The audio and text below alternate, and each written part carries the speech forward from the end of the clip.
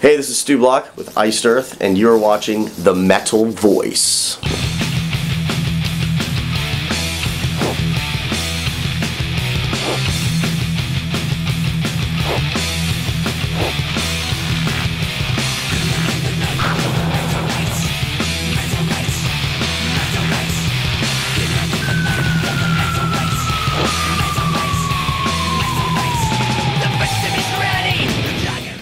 Welcome to another edition of The Metal Voice, a special edition. It's always a special edition. We have Stu Block, lead vocalist of Iced Earth. How you doing? Stu, what's happening? Not much here in Montreal. Okay, let's start off with a new album. Okay. Plagues of Babylon. Yeah. All right, from the last album to this album, how much more input did you have? Vocally, or just melody-wise, or even lyrics, or music-wise? Right.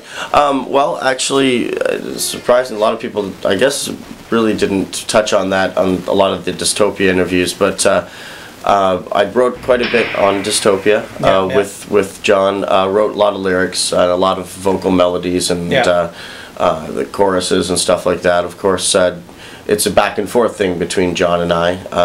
You know, it's always is, like any chemistry. But I helped out quite a bit on Dystopia. Same amount pretty much in Plagues of Babylon too. You know, did quite a bit of lyrics, quite a bit of vocal melodies and choruses and stuff like that. So, but it pretty much remained quite consistent. And there's a second album around with you. And there's going to be a little more of a groove happening, right? I mean, the groove. I mean, right? If you're talking about a mentality and a groove, yeah. I mean, there's always at first, you know, of course, it was the first record we wrote together. So, not that anything was nervous or contrived or forced. No. But it was new. So yeah, of course, there's always going to be that factor.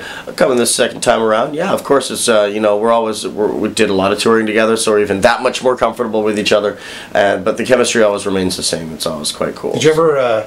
I don't mean to sound mean or anything, but there's a lot of singers in Iced Earth, right? And you kind of worry, you know, it's like, you know, and there's some vocal greats in the band too. You got Ripper, Mike Barlow, and you're like, you know, am I the next guy to get, you know, am I going to be around? I mean, do you ever worry about these things? I can't sit and worry about stuff like that, or else, you know, I mean, if you do that, then you're just you're gonna be nervous all the time, and it's not gonna be real, right? Yeah.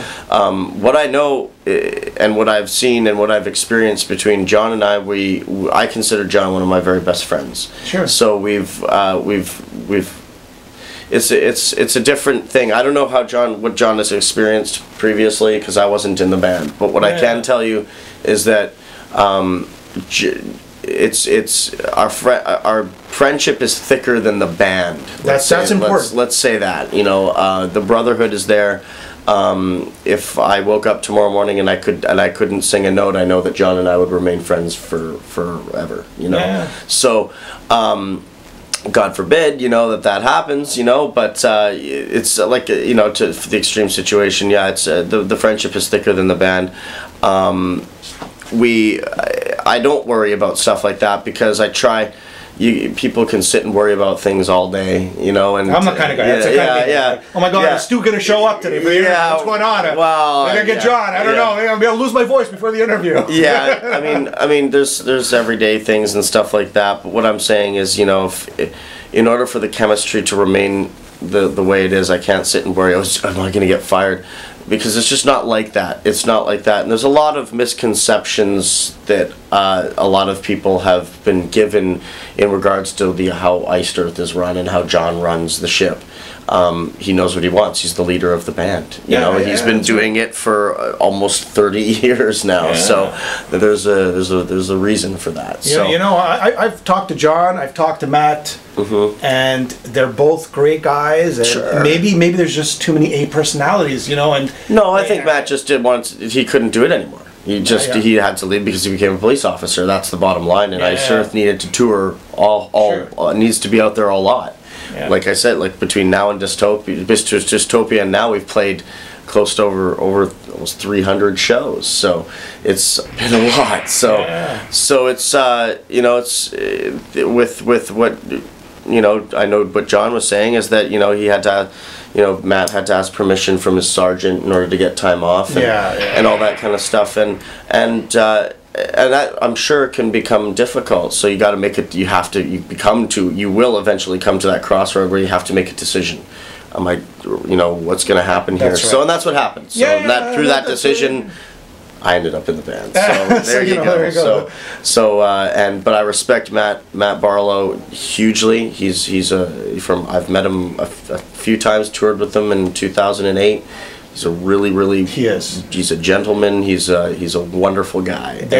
John and Matt, very they both of them are very great guys, of course. And that's why John and I get along, because he's very respectful and yes, and all that's the right word. And so I think without saying any more, man, I'm here. So Plagues of Babylon. Yeah. Mm-hmm. Your favorite track? That's not fair. That is fair. Why not? I don't have a one favorite track. I can give you three. If I Could See You, Cthulhu, and I really like Culling. The Culling. I like Culling too. So those are three that really stick out for me, but I love them all, man. Come on, they're my babies. They're all of our babies. We created them together, and we can't really. I'll tell you. I'll be honest with you. I love the last album, Dystopia. Yeah. And this album, I've been listening to it nonstop. Mm-hmm. And you usually listen to stuff when there's a lot of work put into it. Was there a lot of work put? That was a long album. There's a concept. Yeah. There's the independent songs. Yeah, it seems like a lot of work was put into it. In every album, there's a lot of work, but and there's always challenges every album. Like John, for instance, because he wears so many hats, he produced this album also, and he took on another responsibility, and I think he did an amazing job. I think it was a learning experience for everybody. But we're really happy the way that the album came out. And if you were to actually be a fly on the wall, pardon the pun because that's an inside joke, we dealt with a lot of flies in Germany, so we were killing them all over the place. So you'll see that on the. We have a lot of German fans, don't we? Yeah. They'll see it on the the outtakes of the DVD, the making of, and all that kind of stuff. So you'll get it. But if you were to be an outsider looking in and you were there through the process, it's a shitload of work. Yeah. It's a lot, and we think it's a lot even from other people besides John, other people in the band. We think it's a lot, and then we look at what he goes through, and he's got everything else from the artwork to beautiful artwork, everything, and just every detail. I could talk for hours about the details, but he takes care of it. And Walking Dead, I could see that's incorporated. Well, we're all Walking fans. Dead, right? We're all fans of zombie. What's going to happen next? What's going to happen next? What do you think? Well, you see the last episode? Yeah, we'll see. Hopefully. What do you think? I think they are screwing with the wrong people. That's right. I think Rick nailed it. They've been through way too much to be trapped in a rail car and dead. Come on.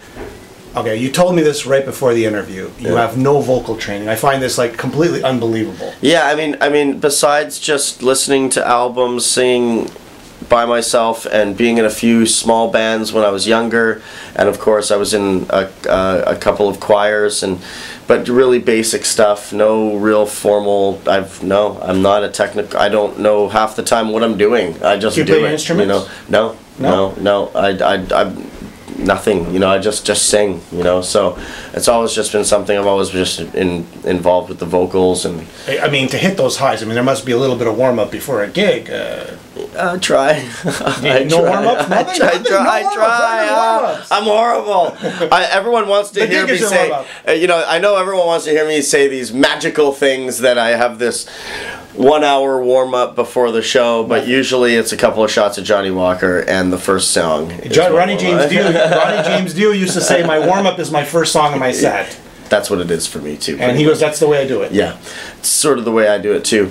If we are going through a few shows where if I wake up and I feel as though I'm a little fatigued and there is some more warming up that needs to be done, then of course I'll just go through the highs and the lows maybe for about 5 minutes, and then another couple of shots of Johnny Walker, and let's do the show. Whatever works. But I just try to keep the bottom line really is keeping. I keep hydrated all the time. I drink tons of water. Mm-hmm. I try to get as much sleep as possible. That's big. I always do I have a ritual. I always take a couple-hour nap before the show. I always try to. Even if it's not full sleeping, I just try to relax and just drink some water and stuff like that. So there is little things that I do, but no real warming, like professional warming up. And so Stu Block vocal techniques: drink lots of water, water and sleep, and hope it works out for the best. That's phenomenal. I don't know. All right, so from all the singers, I wish I could tell you more, bro. I wish I could tell you from more. all the singers of Iced Earth. Which do you find is the most challenging to sing? Well, I've been asked this question before, and I'm going to have to tell you there's challenging aspects in both singers. Especially, Matt, because there's so many songs that he's done. Yeah. That there's more to choose from, and there are some challenges there. And of course, Tim Owens, he's a phenomenal singer, and, I try to do some of the things that he can do, but I'm not him, and of course I can do the highs and all that kind of stuff, but he's him, I'm me, Matt is him, and we're all different styles. So what I try to do is, because I'm influenced by both of them, is I try to sort of put those two together and make certain things work. If I have to use a head tone here and there, and if I have to try and use a different technique, how it feels for me, in order for me to execute it, then 10,000 Strong, I remember thinking it was I was like, I don't know if I'm gonna be able to do this, damn you, Tim. and so I was sitting, I was like, okay, well, I'll try. And I remember being in my basement annoying the crap out of my neighbors, trying to do do it every way I can, but then I finally, it just sort of clicked, and it just sort of, okay, if I try it this way. And then we got to rehearsals, and I was a little skeptical, and John sort of always pushes me over the edge. He's like, dude, you can do this. You just go full voice, just see what's the worst that can happen. We pick another song to do, what I mean? Right, yeah. There's lots of songs, and it ended up being a cool little thing that happened, that it clicked, and it worked for me, and I'm not gonna sound exactly like Mr. Owens, but I think especially on this album, you sound like yourself. Yeah, I'm not trying to be anyone else but myself. Exactly. And but because I'm influenced by those two guys, and of course a bunch of other singers, it's gonna come out, And we all have our influences, and people say, "Wow, I can hear Matt in you, and I can hear Tim," and all that kind of stuff. That's because the music's Iced Earth as well. Yeah, and I think that's a huge part. John of it. writes a song. I think you nailed it. Yeah, so it's not really, Iced Earth. It's not only Matt's music, but it's also John's music. Well, John writes all the music, and he coordinates all, and he arranges it all. So he's the main guy behind the music. So Plagues of Babylon, I want everybody to go pick up Plagues of Babylon. Go buy it. Do it. Go buy hard copy. Buy it. Next, we'll end off with this. Rockstar. Was it everything you thought it was when you were a kid? So you're dreaming about, okay, you're watching Ronnie James Dio on TV or wherever it was. Yeah. And you go, I want to be a rock star. I want to be a singer. Yeah. And then you go, and then now that you're doing the day-to-day, being a rock star, and it's wonderful being on stage and I'm not a rock star. I want to say that right now. You are a rock star. I'm not a rock star. You're a rock star. Those days are dead and gone. But is it everything you thought it was? I understand what you're saying. You know what? It really is, and I want to stress the fact that if you have a passion and a love for something and you end up doing it, you will enjoy it, of course. I mean, because it's your passion and you wanted to do it. And I'm blessed to be able to do this for a living and be able to do this a big chunk of the year and keep busy and bring music to the fans. And I see the joy, and there's so much cool stuff that happens being along with this whole life. But on the other hand, it's a job. And of course, you wake up in the morning sometimes going, I never wake up in the morning going, oh, I don't want to be here, I don't want to do this, because that's the worst. If you start having that attitude, then you gotta go. You shouldn't be doing this. But you wake up and you're going, oh, I wish I maybe had a day off today. I wish maybe I could have a day off and I'll do this, I'll kick ass tomorrow. But sometimes you wake up going, you need to, and of course being around the people that were like, John we all bounce laughter off of each other. We try to give each other energy. So if John notices that I'm down, or not down, but just needs that extra push, he'll joke with me, or he'll do something that lifts my spirits or gives me that energy, and it all works. Same goes with us. We give him energy. We all give each other energy. So we can see, because we've toured enough with each other, that we can see if one of us something's off for the day, because we can tell, and I think you will wake. It's like in anything, it's a job. No matter how much you love it or how much it's a wonderful thing, you can wake up in the morning going, you know, I wish I kind of had a day off. We've been doing a lot of shows lately, you know, and you know, I'm only home after this tour. I'm only home for a week. I wish it was like at least a month. Of course. You know? Well, look, we're all human. At the end of the day, exactly. Right? You know, at least you know. But at the end of the day, I think when you hit the stage or when you you have cool interviews like such us, as of course, when you have cool interviews like this, or you have you talk to a fan that is inspired. You've inspired them in a certain way. It's like, man, that's cool. Okay. And they inspire you. Yeah, and it definitely does. So you're just like, okay, well, this is why, you know, this is why. But even if you're having the worst day, it's like, oh, there's always that certain thing in the day that kind of puts you in check. How old are you now? I'm 36 years old now. Where do you see yourself when you're 58, 60? You know? 58, 60? What do you see yourself doing? Well, this is a thought, right? Yeah, I mean, there's a lot of things I like to be doing. I still want to be active. Sure. I still want to be healthy. Of course, keeping my health in mind. And I'd love to be healthy and have sound body and mind. That being said, I'd like to go and, I mean, because I've toured so much all over the world, but we're only there for a short period of time, that I'm able to actually figure out, man, that would be a cool place later on in life to visit. That's it. I'd love to go spend 6 months there. I'd love to go live a year there. And my wife is such a traveler. She loves it too. So I could see us traveling and spending a year here or like 6 months here, just experiencing the world, and because you know, I was able to see these places. That's a good answer. And I wasn't able to experience all of it with my wife, so I'm able to go and explore more. You know, as long as I'm healthy and I'm you know, sound mind, I'm game for whatever. You know, later on. I think my 15 minutes are up. That's all good. Thank you, Stu, so much. All right. I hope we inspired you to have a great show today. Oh, always, man. Always inspired. Everybody go out there once again, pick up Plagues of Babylon, Stu Block, Iced Earth Singer. All right, guys. Extraordinaire. Extraordinaire. Thank you, sir. And we'll catch you next time, okay? All right.